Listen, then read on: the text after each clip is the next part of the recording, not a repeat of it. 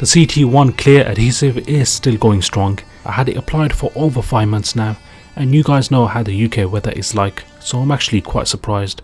Absolutely no leaks at all.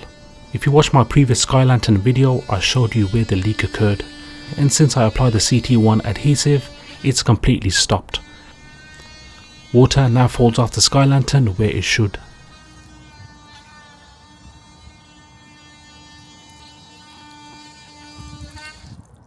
It's time to apply it all around the panels.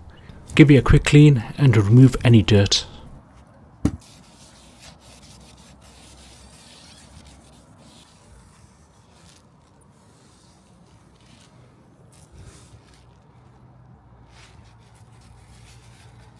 Leave to dry for about 10 minutes. Now just apply one stroke of CT1 clear adhesive. This will keep the panel secured so no rainwater can leak through.